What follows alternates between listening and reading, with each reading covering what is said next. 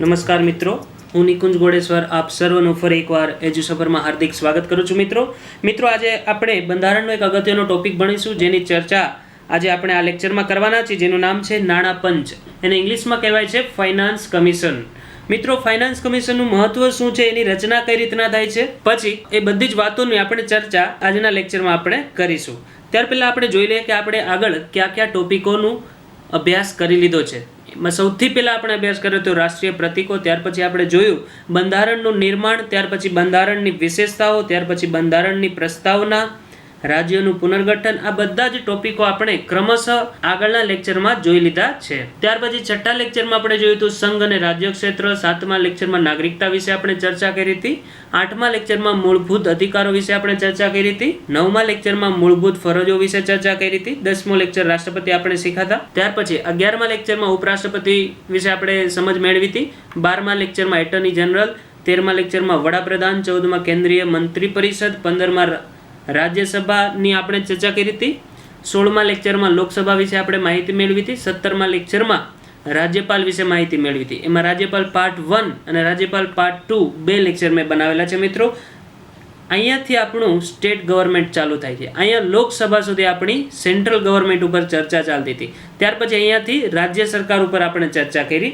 એમાં રાજ્યપાલ આપણે જોઈ લીધું, 18મો લેક્ચર મુખ્યમંત્રી આપણે જોઈ લીધું, 19મો લેક્ચર રાજ્યના એડવોકેટ જનરલ જોઈ લીધા, 20મો લેક્ચર આપણી વિધાનસભા જોઈ લીધી, 21મો લેક્ચર રાજ્યની વિધાન પરિષદ વિશે આપણે ચર્ચા કરી લીધી, 22મો જમ્મુ કાશ્મીરને અલગ દરજ્જો શું કામ આપવામાં આવે છે એની આપણે ચર્ચા કરી લીધી, 23મો લેક્ચર સર્વોચ્ચ ન્યાયાલય એટલે કે સુપ્રીમ કોર્ટ વિશે આપણે ચર્ચા કરી ચૂક્યા છીએ, 24મો લેક્ચર હાઈકોર્ટ, એને ગુજરાતીમાં કહેવાય છે ઉચ્ચ ન્યાયાલય, એની આપણે ચર્ચા કરી હતી, 25મો લેક્ચર આપણે ઇલેક્શન કમિશનર એટલે કે ચૂંટણી પંચ વિશે આપણે ચર્ચા કરી હતી. હવે આજે આપણે 26મો ટોપિકનો અભ્યાસ કરવાનો છે, જેનું નામ છે નાણાં પંચ. નાણાં પંચને ઇંગ્લિશમાં કહેવાય છે ફાઇનાન્સ કમિશન. હા, તો હવે આપણે જોઈશું પહેલી સ્લાઇડમાં કે અનુચ્છેદ નંબર 280 પ્રમાણે નાણાં પંચની રચના થાય છે. રચના થાય છે કયા અનુચ્છેદ પ્રમાણે? તો કે 280 પ્રમાણે. અને નાણાં પંચની રચના દર 5 વર્ષે થતી હોય છે સામાન્ય રીતના. પછી આપણે જોઈએ કે નાણાં પંચની, જો આગળ આપણે એક સ્લાઇડમાં વધારે ડીપમાં ચર્ચા કરીએ કે એમની રચના આખી કઈ રીતના થાય, તો કે આગળ આપણે જોઈએ અનુચ્છેદ નંબર 280 પ્રમાણે દર 5 વર્ષે નાણાં પંચની રચના થાય. હા, એમની રચના કોણ કરે? તો કે નાણાં પંચની રચના સામાન્ય રીતે રાષ્ટ્રપતિ કરતા હોય છે. પછી નાણાં પંચમાં કેટલા સભ્યો હોય? તો એક અધ્યક્ષ હોય અને બીજા 4 સભ્યો હોય. જો આ સ્લાઇડમાં આપણે અભ્યાસ કરો કે 280 અનુચ્છેદ નંબર 280 પ્રમાણે એમની રચના થાય. દર 5 વર્ષે રાષ્ટ્રપતિ એની રચના કરતા હોય છે. રાષ્ટ્રપતિ નાણાં પંચની રચના કરે, પછી એમાં એક અધ્યક્ષ અને 4 સભ્યો આવેલા હોય છે. એટલે આપણે કહી શકીએ એક અધ્યક્ષ અને 4 સભ્યો એટલે કે 5 સભ્યોનું નાણાં પંચ બનેલું હોય છે, ફાઇનાન્સ કમિશન. આ બીજી સ્લાઇડમાં આપણે અભ્યાસ કરીએ કે નાણાં પંચનો કાર્યકાળ શું હોય. કોઈ એનો કાર્યકાળ બંધારણમાં કોઈ ફિક્સ કરેલો નથી. આમ જનરલી 5 વર્ષનો હોય છે. 5 વર્ષનો કાર્યકાળ હોય છે. ત્યાર પછી જોઈએ કે નાણાં પંચમાં સભ્ય થવાની લાયકાતો શું છે. આ નાણાં પંચ જે આપણે ભણીએ છીએ એમાં સૌથી અગત્યનો ટોપિક મિત્રો આ કહી શકાય કે નાણાં પંચનો સભ્ય એવા પણ પ્રશ્ન પૂછાઈ શકે કે નાણાં પંચના સભ્યો હોય એનામાં કઈ કઈ લાયકાત હોવી જોઈએ, એવો આગળના એક્ઝામોમાં પ્રશ્ન પૂછાયેલા છે. તો એમાં એક સાચો ઉત્તર આપેલો હોય કે સુપ્રીમ કોર્ટના જજ બની શકે કે ન્યાયાધીશ બની શકે એટલી એમની લાયકાત ધરાવતો વ્યક્તિ હોવો જોઈએ. એવા 3 સાચા જવાબ આપ્યા હોય અને એક ખોટો હોય તો એક આપણે એલિમિનેટ કરવા એટલે કે પકડવા માટે આપણે આ ખાસ આવડવું જોઈએ કે એની સભ્ય બનવા માટે શું શું લાયકાતો જરૂરી છે. પહેલા તો આપણે એ નક્કી કરી લઈએ કે એમની લાયકાતો કોણ નક્કી કરે.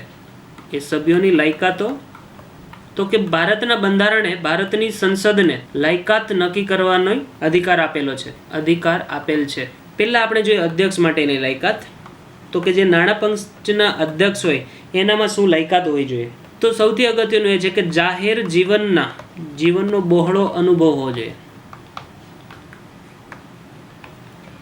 જો નાણાં પંચના અધ્યક્ષ હોય તો એ જાહેર જીવનના એ બહોળો અનુભવ હોવો જોઈએ. પછી એના જે 4 સભ્યો છે એમની લાયકાત આપણે આગળની સ્લાઇડમાં જોઈએ કે જે 4 સભ્યો છે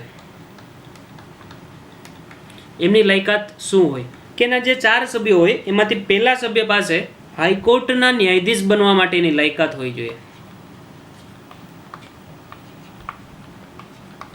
બનવા માટેની જે લાયકાત હોય એવી લાયકાત ધરાવતો કોઈ વ્યક્તિ હોય તો એ નાણાં પંચનો સભ્ય બની શકે. ઇન શોર્ટ એવું અહીંયા કહેવા માંગે છે કે એક ન્યાયાધીશ બનવા માટે જે લાયકાત હોય હાઈકોર્ટના ન્યાયાધીશ બનવા માટેની એ લાયકાત વ્યક્તિમાં હોય તો એમને નાણાં પંચનો સભ્ય બનાવી શકાય.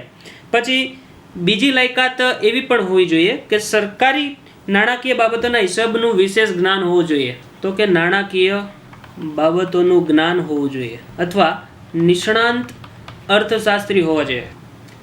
અથવા ચોથી લાયકાત એની પાસે એ હોવી જોઈએ કે વહીવટી અને નાણાકીય બાબતોનો વિશેષ અનુભવ હોય. વહીવટી અને નાણાકીય બાબતોનો વિશેષ અનુભવ હોવો જોઈએ. આ 4 લાયકાતો નાણાં પંચના સભ્યમાં હોવી જોઈએ. અને જનરલી હોય છે એક જ વ્યક્તિમાં બધી લાયકાતો ન હોય પણ એના જે 4 સભ્યો છે અહીંયા જો મેં ઉપર લખેલું છે જેના 4 સભ્યો છે એ બધા જ સભ્યો પાસે એક લાયકાત હોય. એટલે કે એક એવા વ્યક્તિ હોય કે જે ન્યાયાધીશ રિટાયર્ડ ન્યાયાધીશ હોય. પછી બીજો એક એવો વ્યક્તિ હોય કે એને નાણાકીય બાબતોનું જ્ઞાન હોય એટલે કે આરબીઆઈનો સભ્ય હોય, રિઝર્વ બેંકનો કે પછી કોઈ જાણીતા અર્થશાસ્ત્રી હોય એટલે એને નાણાકીય બાબતોનું જ્ઞાન હોય. પછી જે ત્રીજો સભ્ય હોય એક સ્પેશિયલ અર્થશાસ્ત્રી હોય. દાખલા તરીકે આપણે એમ કહી શકીએ ડૉક્ટર મનમોહન સિંહ છે એ વડાપ્રધાન હતા પણ એ નાણાં પંચના સભ્ય બની શકે. શું કામ? કારણ કે આપણા દેશના નિષ્ણાંત અર્થશાસ્ત્રી છે એટલે એક નિષ્ણાંત અર્થશાસ્ત્રી હોય એવો એક સભ્ય હોય. પછી જે ચોથો સભ્ય હોય એ વહીવટી અને નાણાકીય બાબતોનો વિશેષ અનુભવી હોય. આ સામાન્ય રીતે IRS જે કહેવાય ને કે ઇન્ડિયન રેવન્યુ સર્વિસ એ ઓફિસરો હોય એ સામાન્ય રીતે આ ચોથી બાબતના એને વિશેષ અનુભવ હોય. વહીવટી અને નાણાકીય બાબતનો વિશેષ અનુભવ તો IRS પાસે હોય. ઇન્ડિયન રેવન્યુ સર્વિસના જે અધિકારીઓ હોય એની પાસે આ વિશેષ અનુભવ હોય. તો આ ચારેય વ્યક્તિઓ એક અલગ અલગ જ્ઞાન ધરાવતા હોય અને ચારેય વ્યક્તિ આની નિમણૂક કરે નાણાં પંચમાં એટલે સારી રીતના આખું કામકાજ થઈ શકે. ત્યાર પછી આપણે જોઈએ કે નાણાં પંચના કાર્યો શું શું હોય. તો કે સૌથી અગત્યનું કાર્ય તો આપણે વાત કરીએ કે નાણાં પંચના કાર્યો શું શું હોય. તો કેન્દ્ર અને સૌથી અગત્યનું કાર્ય આપણે જોઈએ તો કે કેન્દ્ર એટલે કે કેન્દ્ર સરકાર અને બીજું રાજ્ય. કેન્દ્ર અને રાજ્યો વચ્ચે કરોની વહેંચણી કરવાનું. તો કે કેન્દ્ર અને રાજ્યો વચ્ચે કરોની વહેંચણી કરવાનું સૌથી અગત્યનું કાર્ય નાણાં પંચનું હોય છે. પછી બીજું કાર્ય એ પણ એની સોંપેલું છે કે બે અલગ અલગ રાજ્યો વચ્ચે એટલે કે રાજ્યો વચ્ચે કરોની વહેંચણી કરવી. પછી એમનું એ પણ એક અગત્યનું કાર્ય છે કે કોઈ રાજ્યને જો અનુદાન જોતું એટલે કે ગ્રાન્ટ જોઈતી હોય અનુદાન વિશે રિપોર્ટ આપવો. એટલે હું આ તમને સમજાવું કે કોઈ એવું રાજ્ય છે જેને સ્પેશિયલ ગ્રાન્ટની જરૂર છે. ફોર એક્ઝામ્પલ એને કંઈ વિશેષ પ્રોજેક્ટ ચાલુ કરવો છે એના રાજ્યમાં તો એને એક ગ્રાન્ટની જરૂર છે. તો એ નાણાં પંચ એના વિશે એને કેટલી માત્રામાં ગ્રાન્ટ આપવી કેટલી ગ્રાન્ટ આપવી એ બધી જ નાણાકીય બાબતોની ચર્ચા નાણાં પંચ કરતું હોય છે. ઓકે, ત્યાર પછી આપણે જોઈએ કે નાણાં પંચ આજે આપણે જે ટોપિક ભણ્યા એમાંથી કેવા કેવા પ્રશ્ન પૂછાઈ શકે. કે ભારતના બંધારણમાં કયા અનુચ્છેદમાં અથવા કયા અનુચ્છેદ પ્રમાણે નાણાં પંચની રચના કરવામાં આવે છે. તો કે અનુચ્છેદ નંબર 280 પ્રમાણે. પછી એવો પણ પ્રશ્ન પૂછે કે નિમણૂક વિશે કે નાણાં પંચના અધ્યક્ષની નિમણૂક કોણ કરે. તો કે રાષ્ટ્રપતિ. હા, એવું પણ પૂછાઈ શકે કે એમને સભ્યોની નિમણૂક પણ કોણ કરે.